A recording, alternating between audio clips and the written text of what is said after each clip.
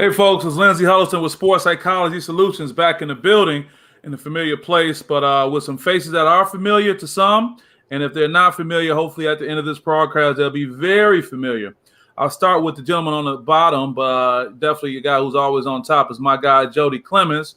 Jodie, what's going on? How you doing, man? What's up with you, brother? Good, Appreciate good. you having me on. Man, no question. I'm happy that you've been on before. I think we've had a couple sit downs and conversations we have even off camera always positive and productive. The only reason I want to get to you first, I want to kind of make the man of the hour be Mr. Malachi Davis. It's time to give him his flowers. This young man is doing some outstanding things with Holt High School, defensive end in his junior season, wrapping up his junior season, but a commit to Syracuse University. We got an Orangeman sitting right here with us, man. How you doing, Malachi? I'm doing good. Thank you for having me on tonight. Yeah, man, I had to have you on, man. I saw on social media through the work you were doing with Jodie and his training, and he's always training up the young man really well. And I was just really happy to hear about that. And I think for a lot of people, there was a surprise. This is not a slight to Holt's football program, but, not relatively known nationally as a quote-unquote powerhouse again, but for you to get that opportunity. So what I want to do today, for those who are checking in with us, and you guys can definitely send notes. We'll put your comments up, answer questions, and not only talk about what really got you to this point that you are right now, Malachi, and you getting that opportunity from Syracuse and taking it, but also having a broader conversation, especially with Jodie, his background, his personal experiences, and just him being someone who always is kind of thinking forward that this can be an educational opportunity as well. So Malachi, not only will you be getting your roses right now, or getting your oranges, I should say, right? Also, we will be helping some people going forward. But let's introduce people to who you are. Tell us who Malachi Davis is, and don't worry, man, we got nothing but time. I want to hear your story. All right. So I started playing football in probably about second or third grade. I played with Capra Express my whole life from like second grade all the way up until eighth. And that was what really started football for me. I think from a very young age, I got instilled with some of the key factors in football, being toughness, knowing how to work hard, stuff like that. And it's just been instilled for me from young age, and it's still paying off now. Even in my high school years. And then I went to Okemos. I went to Okemos for about 3 or 4 years, and then my 8th grade year, I transferred to Holt. I had already lived in Holt, so it wasn't a big move or anything. It was just, a new area, new people, stuff like that. And the moment I got into Holt, they were all, they took me right into a family. We got right into, getting the chemistry together. Those guys, I know them like they're all my best friends, the whole team. So, it's just ever since I came to Holt, it's been, we've been getting better and better in everything we've done. We just won a district title in basketball. We just went to the regional semifinal in football this last year. So it's been on the upcoming. It's as far as whole athletics, and I'm glad to see it. You can see the communities behind us a little bit more, and I'm looking forward to next season. Great, very well said. Want to just jump in there a little bit. Even when you made the transition from Okemos, talk about that, because what we're hearing right now, and Jodie, you know about this all too well with your college background, is this portal thing, the transfer portal, and a lot of student athletes moving around. So it's not to talk about any bad reason why, but just talk about what went into the decision of you having that relationship at Okemos for some time, which is a great school academically, great athletic program. Shout out to them. Done work with them in the past. What led to your decision to make a change? Because I'm trying to get into the mindset of what moves people may have to make to be in a situation like you're in, if that makes any sense. And Jodie, I'll get you to chime in on that overall too. So starting off, everybody, I had been at Okemos since like 5th grade, I think. So I was those were my people. And it was definitely not a decision I wanted to do. But when it came to like the football side of the aspect of it, I didn't feel like Okemos had, what it needed to get it done, for me on the recruiting stage. I wasn't feeling like I would have enough eyes on me. We weren't going to be winning games. And I was in a special position because I was already living in Holt. So it wasn't we had to move anywhere. We had to worry about sitting out, which was also, a lot of struggles that some kids have when they're getting ready to move. But it was super smooth on the transition. It happened right in the middle of the summer, right in the thick of football season. in the summer. So it was pretty easy in terms of transitioning, but it was definitely not something I wanted to do. I'd been, with those Okemos people for so long, and it was just, I'm still close with, everybody from Okemos. So, no hate or anything towards them, but it just fit me better to be at Holt. Yeah, I get it. And, and to that point, I'm glad you said that. And for anyone who's tuning in right now, we are not bashing anybody's program or anything like that. What we're trying to do is just talk about this process, because at the end of the day, you want young people to end up where their best they got their best fit. And I'm kind of using Jodie's terminology. I'm going to bring him in. But I just want to kind of keep that out there, because it's so easy to get focused on the negative aspect of what's going on. But Jodie, why don't you reintroduce yourself to some, introduce yourself to others. Just give us your backstory a little bit and kind of lead us up to the point now where we're talking about Malachi and the decision he made, and kind of getting into this old idea why you might have to make a move at time to get what's really best for you. Jodie Clemons, Lansing, Michigan, Sexton High, three sports star, full ride scholarship to Indiana University. What he said is valuable information, because what you're hearing is kids now are making business decisions at a young age. So he saw that, yes, these are my buddies over here at Okemos, but at the same time, athletically, I'm trying to reach a different level, and I feel like I have a better opportunity at another school. So that's what you're starting to see more and more, not only with Malachi, but you're just starting to see around the country, that kids are putting themselves in positions to make better business decisions to get them to maybe a bigger scholarship, more looks, more exposure. The whole like basketball in Michigan, we don't have we have rules or certain things in basketball where kids can't travel certain places or whatever it may be for basketball. So different, like, people are leaving the state. Some of the top players in basketball are leaving the state to go somewhere to get better opportunities, and it just is what it is. And it's smart, you know what I mean? Especially when it pays off. It's a great decision that he made, that he said, this is what I want to do. And not only when you get there, obviously, you have to make a couple of adjustments, but he was already living in the area, so it wasn't too bad of an adjustment for him. So now you just got to take care of your part, and he was able to do that. So that's the biggest thing. Right. I want to stay with that for a second, Jodie. You make some excellent points. Talk about for the parents that are listening, when it comes down to determining, is this the right move to make? Because in Malachi's situation, it worked out. It wasn't like there had to be a huge moving situation. You didn't have to leave or go to the other side of town. But how do you really decipher, should we even do this? Not necessarily that I want to, but what are some of the things that you can check the box to say? Because everybody shouldn't be making that move, I would think, right? No, absolutely not. Some people make the move and they're in a worse situation, just because you was the big dog at your school, and then you go over to another school and you barely cracking the lineup. You know what I mean? And that's what a lot of kids, they just see, well, it's better over here. Well, there's a little bit of a politic game that plays into it too. When you're not from a certain community and you didn't grow up in that community's programs as a younger kid, sometimes, there's some parents that don't put a couple of coins in this program.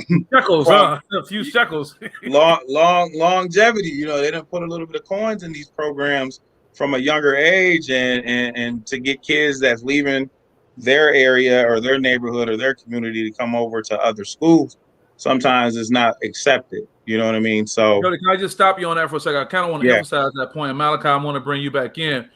We laughed about people putting some coins in the shekels, but there's something to be said about someone who made an investment, and whether right, wrong, or indifferent, when these athletic directors, these coaches, these other influencers, or these programs are making decisions, they're like, hey, man, my man been here. And there's something to be said about that. And again, people can argue whether that's right or wrong, but can you kind of emphasize a little bit more about how that does play a role in some people's case? And then, Malachi, I'll get your thoughts on some of those things too. Yeah, it plays, a role big time for the kid, for the parent, for the coaches. I've been in situations, I've been in those meetings. And like I said, when you have a kid who's actually put in, the time from a young, program, he has, the leg up, I guess you could say. But in Malachi's case, I mean, there's not too many kids walking around looking like him, meaning like he passes the eye test. When I always tell kids, like, hey, there's a certain criteria that you have to meet the way you look to play D1 ball. No knock against you. I'm not knocking you statistic wise, but I'm just telling you that there's certain look that you have to have when you want to play high level Power 5 D1 ball. And it's no disrespect to you, but some people just don't win the genetic lottery. It is what it is. And speaking so, of genetics, what's your size and weight right now, Malachi? Right now I'm 6'5", 240. Hold as on, a man. as Hold a on. junior, Hold you on. see what I'm saying? Hold on. I don't turn 17 till August. And he said it with his chest too, Jody. Yeah, he Jody, did, with some bass in his voice. I had some tech issues, man. I was really trying to get that clip that you guys had. Shout out to Reggie Austin. Reggie is my guy. He put that awesome clip of yours together, man. You was getting it in, but I know anyone who's on your social media, Malachi, can look at that. Jody, in between you and I bumping down in the post playing basketball, you was telling me the story about how this kid doesn't quit, how he doesn't give up. Can you kind of introduce us to that concept? And Malachi, I want you to pick up where Jody is, talking about, his motor and his attitude. Oh, and by the way, our guy Keith Tate says unfair, and I'm sure that was because of the 6'5", 240 comment. And yeah, I know what that's about. With Keith, it's okay, man. Some people Kyle might be that big, Keith, so don't trip. It's gonna be okay. Shout out to Keith Tate.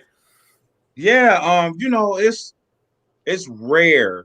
It's very rare these days and age where, number one, where you can run into parents who are very supportive and willing to invest in their kid, to whether it's financially or transportation, the dedication that his parents have to get him to his weight training, to his practices, and to work out with me is second to none. So that's number one.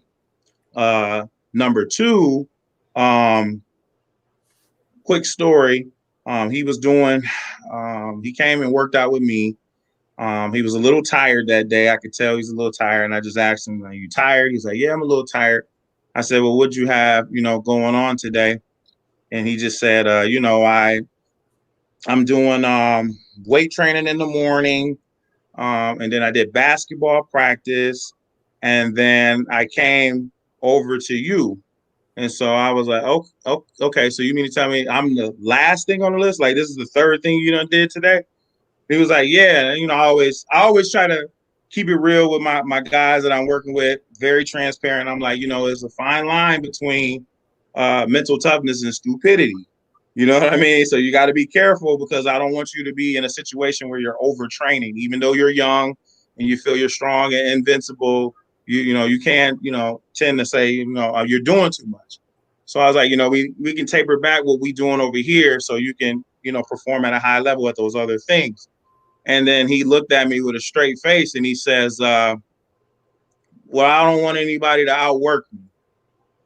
And, it was one of those moments like you remember Harlem Nights when she told him that she loved Richie and he had a tear come out of his eye. Yeah. And I felt like, I'm like, yo, I can't believe this kid just told me that he doesn't want anybody to outwork him. And it's rare. I mean, it's rare. Out of all the kids that I work with, there's only a special few that have that type of mentality that says they don't want anybody to outwork them. And so I was shocked. I didn't have a rebuttal. I mean, what do I say to a kid that says it? I mean, what do I say? Yeah. You know what I mean? What do you say to that? Yeah, I don't have a rebuttal. Malachi, when you hear that comment, man, first of all, talk about, your mindset to go from, this be your third event of the day, and Jody's no pushover, no doubt, when y'all get in there and work out. Talk about your mindset going into that, and also talk about, what it meant when Jody told you, hey, man, you might have to back off of that. Well, I kind of figured he was going to say something like that because he's always, wanted me to stretch and wanted me to do all that, loosen up my hips. So I expected that from him. But, I feel like from a young age, my dad instilled in me hard work. And, like, if you're not working, somebody else is. And so, I may not be the best player right now, or, like, you may be better than me right now. But I feel like in the end, in the long run, like, with my hard work, there's nobody can be better than me. So you may be better than me now, but I will outwork you. I love it, Jodie. I want to bring you back on that. Let's talk about let's not take for granted where he's going. I mean, going on to a program like Syracuse University, I just know off the top of my head they produced Donovan McNabb, soon to be Hall of Fame quarterback, and that's old stuff. So I'm just talking about the progress and the impact of that program. Tell me this, man.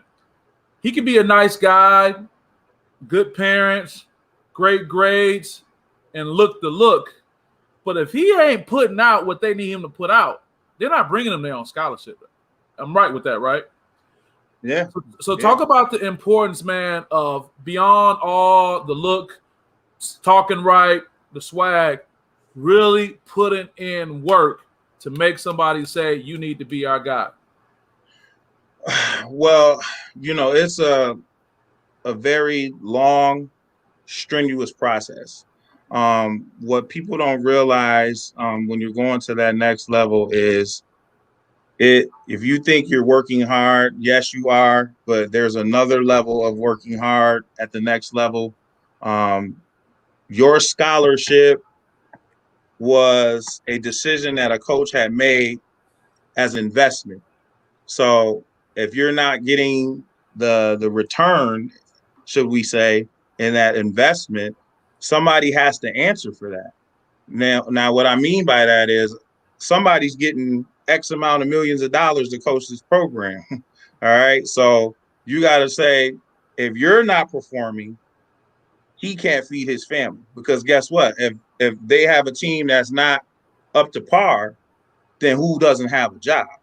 So of course, when you got that type of environment, there's always hostility. There's always, and it's just an environment for competition. It's a feeding frenzy. You mean it's not like those football coaches that get $5,000 stipend at the end of the football season in high school? Oh, no. Like that? No. This is real deal. This is serious business. And so because of that process, a lot of people, they don't have the mental capacity to make it. I don't care about your physicality, I don't care about any of those attributes.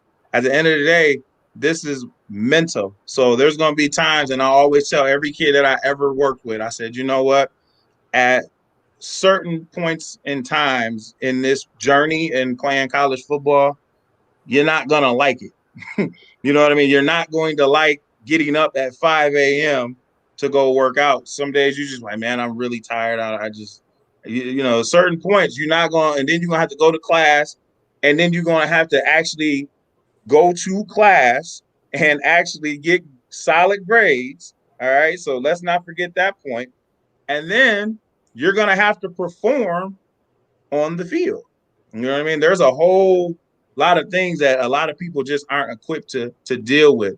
That mental side of actually being Division One Power Five. You know what I mean? Power Five. What do you mean when you say Power Five for those who may not know, who need to be educated on that? So we're talking about the upper echelon conferences, the 10, SEC, ACC, Pac-10, Big 12. You know what I mean? That's what we're talking about. The biggest money. And that's what guys who play there on Saturday, those are the guys that end up playing on Sunday. Yes. For the most part. Yes, for the most part. Absolutely. And so, we just try to, I know anybody I work with, they know I try to keep it, just as funky with them. Tell them everything that they're going to expect. Try to lay it out for them, everything. And then when we're training, I always tell every kid, I'm not training you just to survive. I'm training you and I'm preparing you with techniques that's not only going to prepare you for Saturday, but it's going to prepare you for Sunday as well, if you're blessed enough to make it to that level. And Jodie, I know you're a humble guy, but you can speak to that. Not only did you do an excellent job at Indiana, you experienced what that pro level was like. You know what that is. You're not just talking. You know what it takes and you're always sharing that. So, Jodie, I want to hold you there because I want to bring up another great question by our guy Keith Tate, my former podcast buddy. Shout out to Coach's Culture, and this is a great question. I'm going to start with you on it, Jodie, and I want you to start thinking about it too, Malachi. Keith said, "Can the youngin speak to his parents? The difference between support from parents versus any pressure from parents." Is there any pressure? So I'm going to let you get your thoughts together on that, Malachi. But let's talk to you about that, Jodie, as a whole. I know you got all kind of people want to come to you and request your services for your training, which people are available to do to get that. We want to better get that out there. But everybody may be coming. Their kid may not really have what it takes, but they want you to make them into a Malachi Davis or something like that when that's not the case. Because you talk about the difference between support versus pressure. And then I want to ask you what you think about that too, Malachi. Hopefully you don't say the wrong thing. Your parents come drop kick you on the video because they right outside the door. But go ahead, Jodie. Great question, by the way, Keith. Appreciate that. And I'm gonna keep it as real as possible. You would think with my track record and what I've done and who I work with and things like that, you would think that they will be tearing down the doors, but I don't get a lot of requests, you know what I mean, to be honest, and I don't go out and overly try to seek, kids to work with because, I always say that's not my career. You know what I mean? Like, it's just something that I do to try to get back, help. So that's not like my life goal is to, train kids all day. That's not my career. That's not the ambition behind it. And I always say, hey, I got mine and I can help you get yours if that's what you want. But I don't go chasing around parents or different things like that. And I get a lot of parents who talk like they want their kid to come get down and work out. But a lot of it is just hot air. You know what I mean? So it is what it is. So I know the guys that actually come and stick around are really serious, and I'm going to push them to that level. But as far as the support, the ones that I do work with, it's all supportive. They just give me free reign to kind of do whatever. Like, hey, whenever your schedule is free, we love to work with the kids, and things like that. And that's like, hey, I'm all for it, and so everybody that I typically work with, the parents are very supportive. They're not in the way, telling me what should be done or anything like that. It's just more like a quick text of scheduling. Can we work schedules out? My little young dog, little bird that I work with, little truck, we call him. He's consistent. He's only an 8th grader, you know what I mean? And he knows the game, the terminology more than most kids that are juniors and seniors. Wow. You know why? Because I taught him that. You know what I mean? I taught him. I'm teaching him how to not only be a better athlete, but I'm teaching him how to be aware. I'm teaching him of what to see, his vision. I'm teaching him things that most people as coaches during the season don't have time to do. This is why Malachi is working with me, because his coaches can't give him the time that they need to give him in the season because there's so much to do during the season. So he came to seek me, you know what I mean? Which is crazy. Short story about that. Somebody at my job was like, hey, do you work with that kid from Holden? I was like, no, I don't work with him. He's like, he's really good. I was like, yeah, I know he's got some buzz going around in the city. I was like, but I would love to work with him. I'm like, man, he's a dream to work with. I said, he's very raw. I've seen him play. I was like, he's raw, he's talented, but his techniques are, a little flawed because you can tell he's raw. And so I said, man, it would be really lovely to work with that kid. And then a week and a half later, I get a phone call from his little league coach that says, man, I got this kid, man, and he's looking to work out. And I can't send him to anybody but you because I know you'll do what you need to do to get him where he wants to be. And so it was like, one of those things, divine intervention or whatever you want to call it, that I get an opportunity to work with this young man. And he's a great young man. And I told him before, I said, you just did something to show your parents the ultimate level of appreciation. You just earned $100,000 scholarship. that your future is set because of your hard work and your work ethic. You just gave your parents the biggest gift ever. I mean, that's the biggest blessing you get a parent to say, hey, my kid is going to be all right. That $100,000, I may have it, but most parents don't have it. So, you know, he just did like that's something. gonna turn into a vehicle for you instead, huh, Malachi? It should. I mean, it should. It really should. You know what I mean? So yeah, absolutely. Well, that's dope. Well, on that point, Malachi, I'm definitely going to bring you in quickly. I want to shout out Nicole Sharp. She said these kids need more men like you. That's referring to you, Jodie, I'm sure. And also, Chris Fitzpatrick said Jodie Clemons is a great trainer and needs to be given his props for what he gets out of kids. Let me just say this too, Jodie. This is a little bit on a personal note. I feel you with the work I do as a sports psychology consultant and also the work you do. People aren't beating down our doors, but I was just on a call with one of my new clients. She's a college softball player. And to your point about having those other things to do, as we were talking, she looked to her right on her board, and this is for you, Malachi, at all the stuff she had to get done. And she was like, whoa, it's a lot of stuff going on. So twofold with that. Once you get to school, there's a lot of work to be done. And secondly, less is more. It don't got to be a whole lot of people beating down our doors because I'd much rather have the clients that I work with who are, preparing to be in the Olympics, who are doing great things on a collegiate level, doing things like Malachi is. So for people out there, you ain't doing me no favor. You ain't doing Jodie no favor by pump faking, talking about what you want to do because we're going to be all right. We're going to do our thing, whatever, whatnot. We got Kevin Marshall, my guy, Coach Kevin Marshall of Bearcat Country representing. Yes, sir. They just won their district. That's Kevin Marshall of the Bridgeport Bearcats, also a football coach. I got nothing but appreciation for you and what you do, Jodie. But Malachi, let me get back to that original question. Yeah.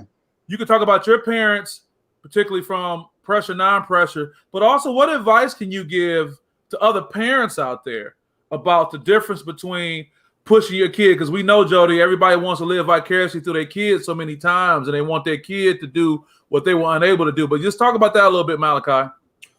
So one thing I do gotta say is like from the beginning with the whole football thing, like my parents have like left it up to me for the most part when it comes down to my major decisions. Like when it came down to Holt, like moving to Holt to Okemos, they were okay with it. So then the decision came to me. Their big thing is whatever happens in my football career, they want it to be all on me. It's all my decision that I can't blame them for anything going wrong or anything like that. And so from the start, they've just been letting me have my own career and make my own path. And then when you talk about the difference between pressure and stuff like that, it's it's different with every kid. You know what I mean? Some kids can take that extra pushing from their parent, and some kids can only take it from their coach. So it always varies when it comes to the kid and how they handle that type of stuff. But for me, my parents, they had been nothing but supportive, and that was one thing I really appreciated in the whole situation. Letting me make my own decisions, and knowing that when it came down to committing to Syracuse, like the day I told my parents, they said, whatever is up to you. You know what I mean? Like, they didn't want to have any input on it. It was just up to me. So, they were super good throughout this whole process. Well, that's awesome. I want to shout out Tyrell Akins, if I'm saying the name correctly. Keep up the great work and love the family. We're going to get to Travis Neller's question. Travis, that's a great question you posed. We're going to bring it up in a second. But hold on for a second. Before I let you go on, you saying your folks is like, hey, you can make your own decision. Clearly, Jodie, there's a level of maturity with this young man that's far beyond many. Because it sounds like are your parents even home? Are they even in the country? Or they just say we about to go out the country for a couple months. Here go the keys. I mean, they're actually not home right now, so it's just me at this. But I'm saying, clearly, you possess a level of maturity, Malachi, that we can respect and appreciate. Let me ask you this: what have you done over the years to gain your parents' trust like that? And that could be for any student athlete listening and say, "Man, what do I need to do to get my parents' trust to be able to be in this situation?" You got to show them that this is something you're serious about. If they don't think that you're taking this stuff seriously, how are they going to be able to trust you to make your own decisions? From the moment I got to high school, I knew that my one goal was to get a Division I scholarship, and Ever since they know I've been working as hard as I could towards it, so they trusted me in my decisions. Let me ask you this on that point, and I'm going to bring you back in a second, Jody. Also to bring in Travis is a great question too. Here's the thing: a lot of guys say they want D1 scholarship, and I'm not saying they don't. You see where I'm going, Jody? They say they want it, but there comes a time when they say, "Hey, man, this is what you got to do to get that." So tell me about the time when you kind of saw, oh, this is what it takes. Not saying that you weren't ready to keep going with it, but talk about when you recognize what it really took to get a D1 scholarship and how you made that decision and lock in on that. And also shout out to my guy, Roland Patterson. Hey, I appreciate you, fam. Hey, let me tell you something, Jody. This Roland Patterson, he probably still jumping out the gym, but my man would be jumping out the gym all the time. Shout out to him and all the field and crew back in Detroit. But now let's talk about that transition. And then, Jody, I want to talk to you about Travis Neller's question about the importance of playing two sports. And, of course, Malachi, I'll let you talk about that. But talk about that moment, Malachi, when you like, oh, this is what it takes, if you even had that moment. Oh, well, to be honest with you, my goal was, what I thought, when I was being realistic with myself, I said I was going to go to, a GVSU or, a Davenport type of school. And it wasn't until I had just been working. What age were you or what grade were you when you were saying that? This was my sophomore year. So this is, I was only playing offensive line. And I was just like, if I get a GVSU or Davenport, I'll be happy because, I'm coming from Holt. Nobody again. I don't have anybody to look up to that's doing stuff like this. Nobody's going. Yeah, you can only be what you see. Right. I'm seeing guys go to GVSU and Davenport, so I'm thinking that's where I want to go. And don't mean to interrupt. Davenport was doing a real big push, right, Jody? As of recently, Davenport was doing a huge push. And that's not knocking them, but they were like, they had the money, they were coming in, they were doing a real big push right now. But go ahead, Malachi. Sorry. And so I think I got first time I talked to Central Michigan. I had no clue how any of this recruiting stuff worked. I had nobody in my family that ever did it around now. I had nobody around the school. Nobody really I knew. So this was really just all me, going off, stuff I see on YouTube or, stuff like that, learning it all for myself. And you're probably like most people, right, Jody? Who knows how this process goes? People don't know. Exactly. Yeah. Exactly. Right. So, and then, I think about the third week after this last football season, about the third game, I got my call from CMU and they offered me my first scholarship. And it was, what did that feel like? It was so unexpected. I was with, I was by myself at home. I thought it was just going to be like a little. You always home alone, Macaulay Cochran. You always home alone. I'm joking. I thought it was just going to be a get to know you type of call. Because I had never talked to any other college coaches before that. And then the first one I talked to, he offered me, and it didn't even seem real. It was like it was a dream come true for sure. I get it.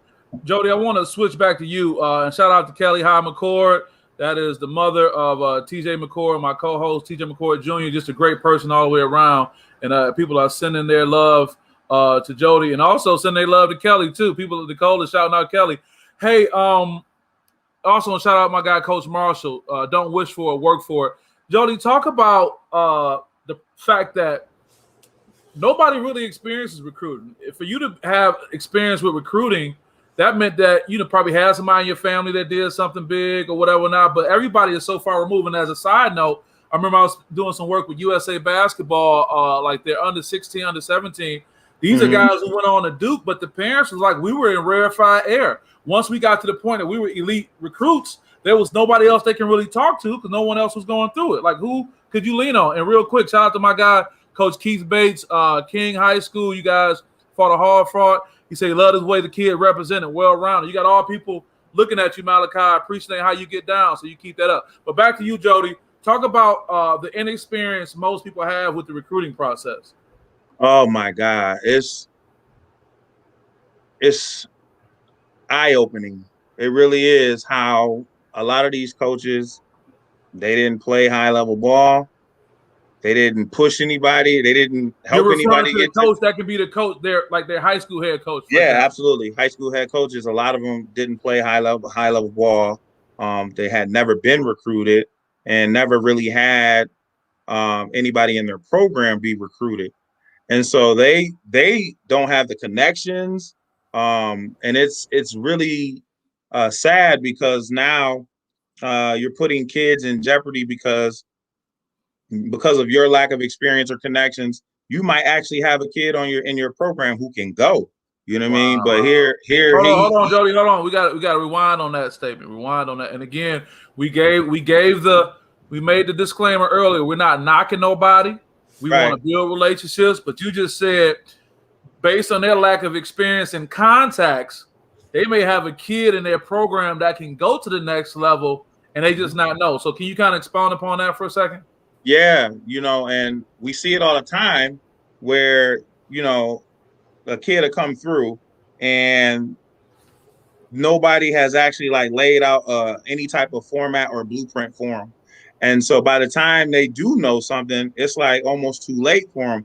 So now they're rushing and they're trying to call people. They're trying to go do a 7-on-7 if they're a skill guy, or they're trying to get into a camp going into their senior year. It's just like, man, y'all so far behind the 8 ball at this point that, you done jeopardize, a kid's future opportunity because your lack of experience or lack of everything. We didn't have that problem at Sexton because when we were coming through, we always had people that was going D1, and our defensive coordinator, who's now, or he became head coach and now our principal of our school at Sexton, Coach Bogan, he played high level ball. So he laid out the blueprint for us, whether it was academically, like, hey, this is what you guys need to focus on when your grades. At the time, the clearinghouse, the NCAA clearinghouse, apply for the clearinghouse. So now you know what exactly. The clearing what? Right, the clearinghouse. Yep, to know what grade classes we're going to count towards your transcript in college.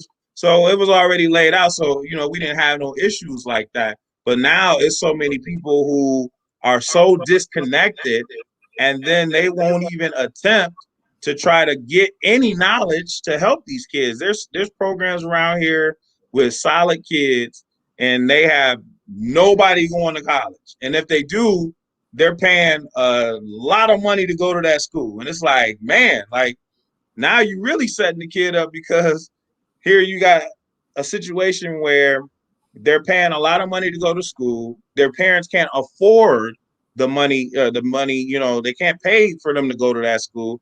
So now they're taking a whole bunch of loans out, and a lot of those guys don't even finish. They're done out of there, but 1 or 2 years financially. You know what I mean? Financially, they can't do it.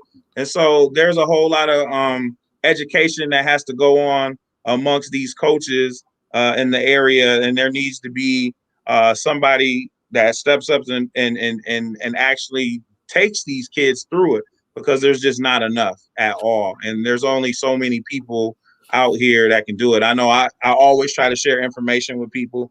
I'm not a full-time coach anymore. So, I don't have that type of, connection with programs like that.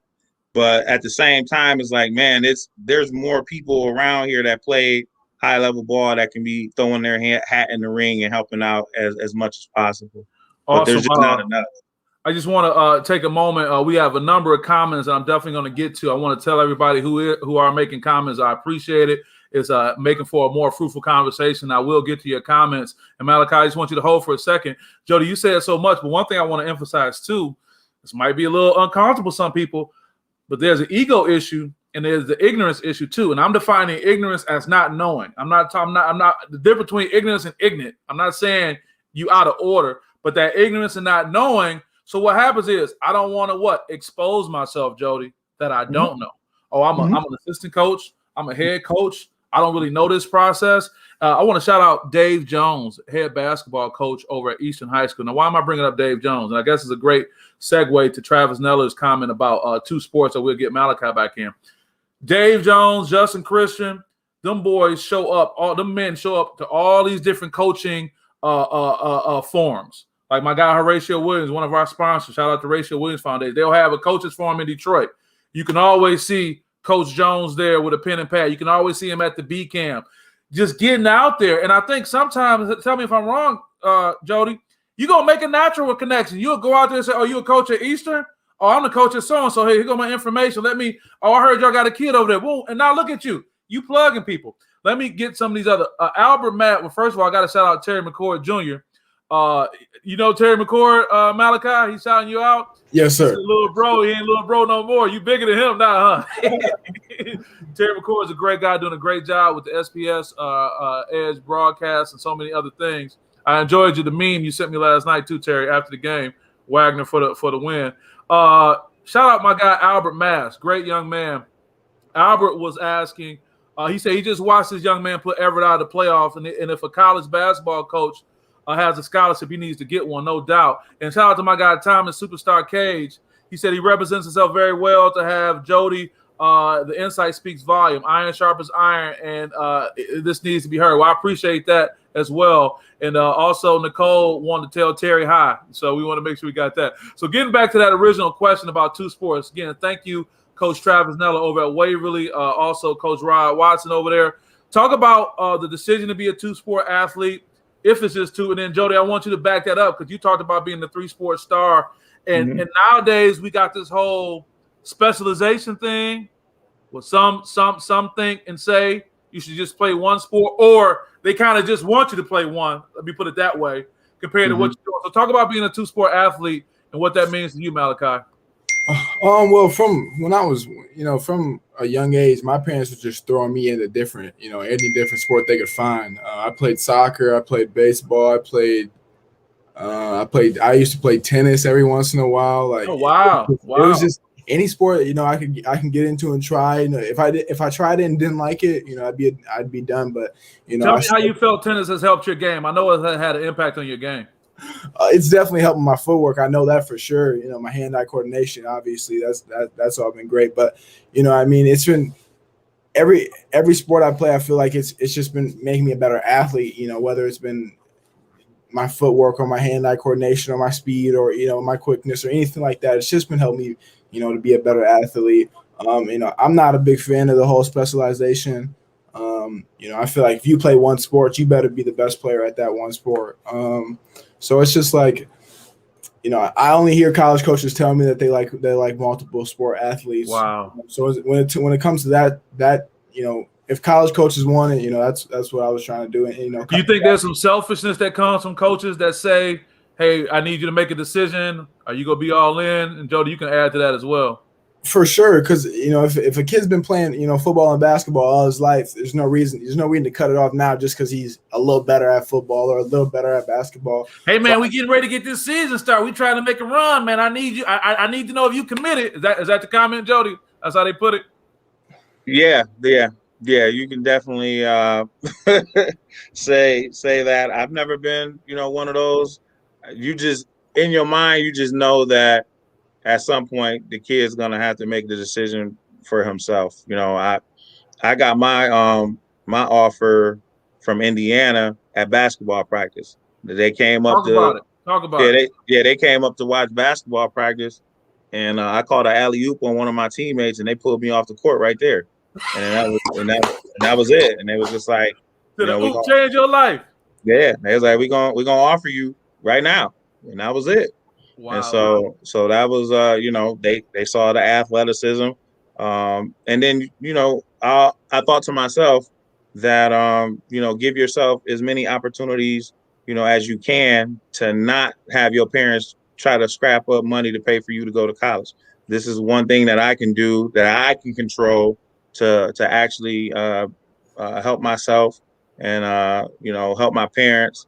That I don't have to, pay for school, and they don't have to try to help me pay for school and take out a bunch of loans. So that was it. I got a question for you to follow up. One thing is that you got to always watch what you say. I had no idea Coach Dave Jones was listening in and me shouting him out. He was right there on it, unless he got a text or something like that. Shout out to Coach Dave Jones over at Eastern High School. And here's what he say: I love to encourage student athletes to play in multiple sports. I think that's what we got to get into now, man. You got to just be open to that, understand. Malachi, and also for you, Jodie, did you think that you were going to get, or did you want a basketball scholarship or a football scholarship? What did you think you were going to get, Jodie? Then Malachi, you can let me know too. I didn't think I was going to get nothing. You know what I mean? I always tell people, I was like, listen, man, when I was playing sports, I had one goal, And that was whatever I did, I just wanted to be great at it. And I said, if I'm great at it, and at that time in that era at our high school at Sexton, if you were great at something at Sexton, then you were probably one of the best in the state. And so that was just my some big reds. Yep. yeah. So that was my goal. It's just like, man, just be great at something. And I was. So I tell people all the time I was the greatest discus thrower in the history of our high school, and the record still stands. And guess what? I got offers for D1 to go throw the discus in college. And then at the time, our sack record was 15 sacks. I broke that sack record and got 16, which made me at the time the greatest in sacks at our high school. So guess what? I got offers to go play D1 for football. And so, that was just my mentality. I didn't have a plan. I didn't have anything. I just said, I didn't say I wanted to be D1. I didn't say college. I just said, I'm playing, I'm in my element, and I just want to be great. And everything worked out for the best because I pushed myself to be great. And so, that's my advice to most kids is a lot of kids say they want to be D1. And like I said, for one, you got to look the part. You know what I mean? And then for two, you have to actually put in that type of work to be D1. I really get irritated, and I'll be real with you. I get irritated. Jody getting mad. Jody getting mad. Yeah, Go ahead. I get irritated when kids they skip that whole process and say, I want to play in the NFL. And I'm like, man, I will slap you right now. Like, man, do you understand how hard it is to play in the league? You know what I mean? There is only 1,696 spots. Okay. That's not an easy thing to do. So don't tell me you want to play in the league if your work ethic doesn't reflect it. I said, come on, man, stop it. And I'm not a dream. I tell people I ain't no dream killer, but I am a realist. I like that. I use the same term. I say I'm not a dream killer. I'm a dream clarifier. Yeah, so we ain't trying to do that. Nah, man. Yeah, I want to go back to you, Malachi, about the two sports, and that decision to do that. And Albert Mass made a really good point that we're going to follow up with after that as well. But tell me more about the decision. I mean, I think we talked about that decision, you to play the two sports and to keep that going, but also to follow up on Jodie's comments too. So I had been playing basketball my whole life. It was just like football. They were hand in hand with me. And then, I made the B team my seventh grade year, and then 8th grade year. Which sport? Basketball. Okay. My school team, I made the B team, and then my 8th grade year, I didn't even make my basketball team at all. And then I come in my freshman year, I make freshman, and then my sophomore year, I'm on varsity. So it was like, like I said, I never stopped working. I may not have been the best. We were in 8th and 7th grade, but look, who cares about the 7th and 8th grade stuff? I got moved up to varsity, so I felt like I just kept on working at both. And I never really gave a. I was always working at something, always getting better. So let's talk about that. You being a B team athlete, but now a Division I recruit. And I think people lose that, and it's kind of like to Albert's point that was right on time. Albert said, I feel like a lot of kids get discouraged when they don't end up D1. It's like it's a stigma to the next level if it isn't the top, and it's so weird to me. So even when you were like, when you made the B team, and it's not like all that, you still had this work ethic, and look at where you are right now. What do you have to say about that? And thanks again, Albert, for such a great question too. Oh, well, to Albert's point, you got to be realistic with yourself. If you're, when you look at the main difference from Division I to Division II is the size. So if you don't like Coach Clemons said, if you're not looking the part, you got to be realistic to yourself. But I know kids that are going D2, D3 that are just as good as those D1 guys. So I do feel like that stigma with the whole Division I thing is there, and there's not a big skill gap between Division I and Division II. I get it. We got a comment here from Kevin Keys. Kid is really well spoken, sound like he'll be successful, whatever he does. Yeah, everyone's singing your praises, and I think you're taking that to heart. Well, we're coming up at the 45-minute mark, and I'm not saying that we're going to end now, but I just want to be able to kind of wrap up the things we've been saying and kind of summarize this, because I think more importantly, not only we're giving Malachi his props, we're also giving so much information, Jody. I'm thankful to you for that. So let's go forward. Let's project. Now, Jody, we got scholarship. Mom and dad could turn this into a nice little 4-wheel drive vehicle to get him up to Syracuse New York. What You're advice? gonna need it. Yeah, you're gonna need it.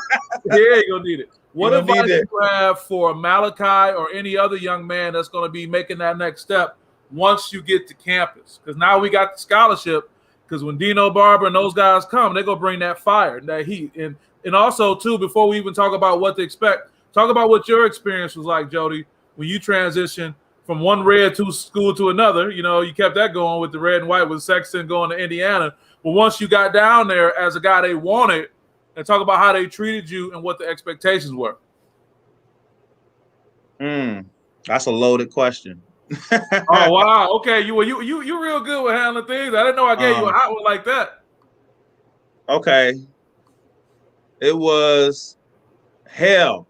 Okay, all right. Absolutely. Absolutely hell. 100%. Wait a minute. These are the same people that said they loved you. They pulled you off the court and gave you a scholarship and said, man, we want you. What happened? Man. Yeah, it was whew.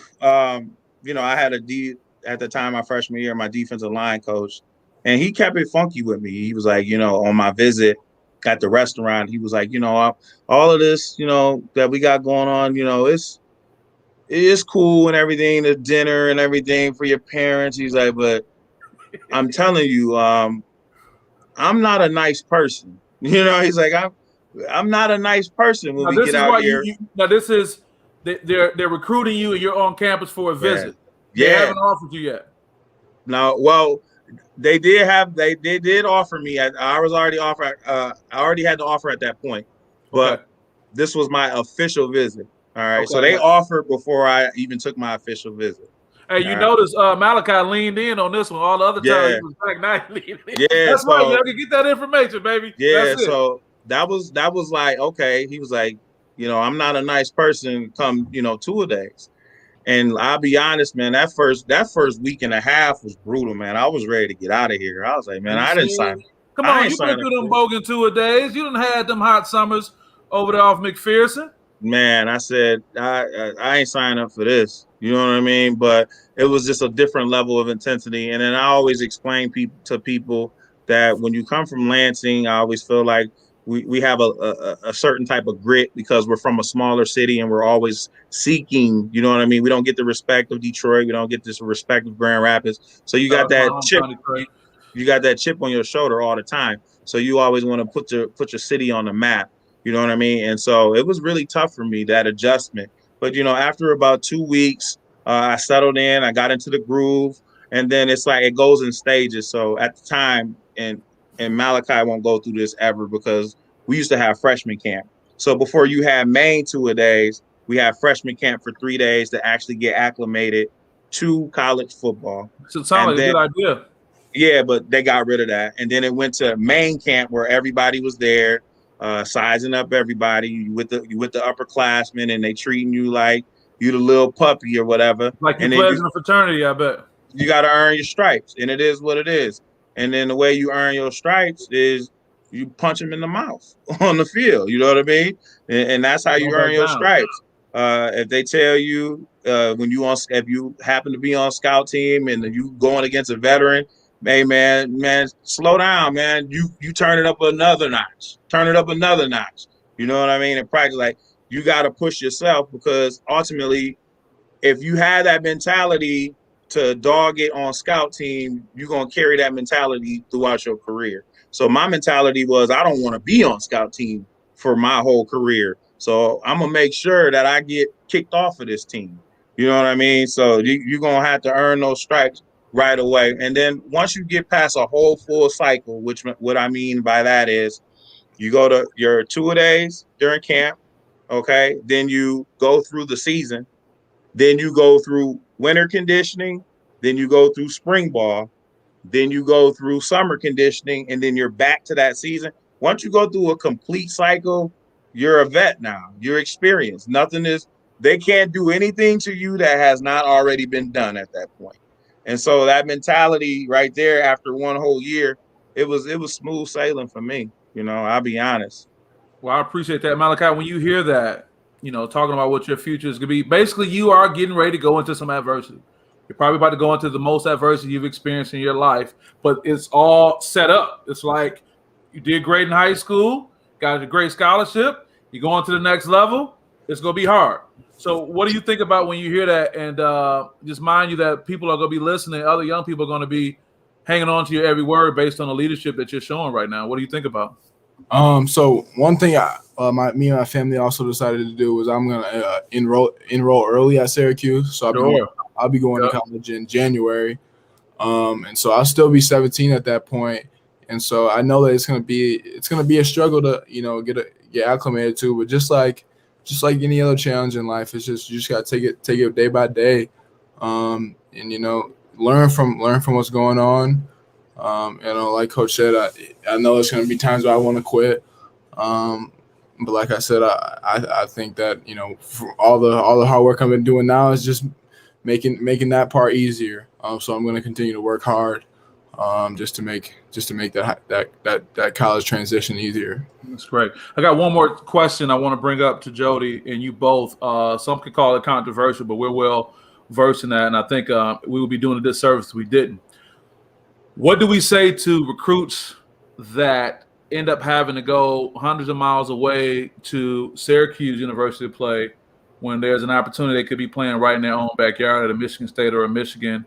How do you respond, Jodie, or how do you tell guys to keep their head up if they're getting overlooked by a local school? And for the record, shout out to Coach Mel Tucker. That's my guy. He's just touching down. He actually made a comment in the press conference earlier that I think just speaks to it. He said, if we look at you and we're not convicted, when we look at you, we're moving on.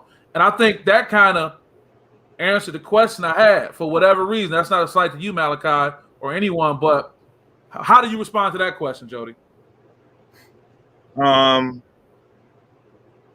Man, another loaded question. No, you do good. You do so good with loaded questions, man. Yeah, you're like juggling weapons. Yeah, I would say, I was one of those kids who didn't have an offer on the table from either of the major Power 5 hometown schools, so MSU. I mean, you probably were literally closer geographically to any other person because that was right up Michigan Avenue.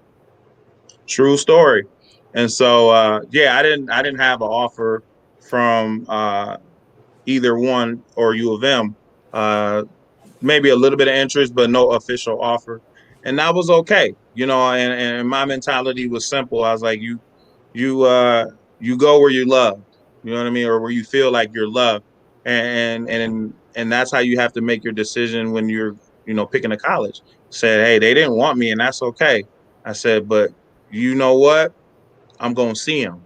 You know what I mean? Because I picked a school where if you didn't like me or you didn't feel convicted or whatever the case may be, over this period of time, you're going to know who I am. And I feel like they did. You know what I mean? So for me, getting that opportunity to play in Spartan Stadium a couple of times and coming home and having 2.5 sacks against them, I felt like, oh, they had to know me then at that point. And then going up to the big house and having a 1.5 sacks against them in a game, you got to know, and that's okay. You know what I mean? I picked a school that I felt fit me anyway. And that's where you go with it. And Malachi may or may not get an opportunity to see a Power 5 Michigan school. We never know. But if he does, you want to make sure that you send a message always.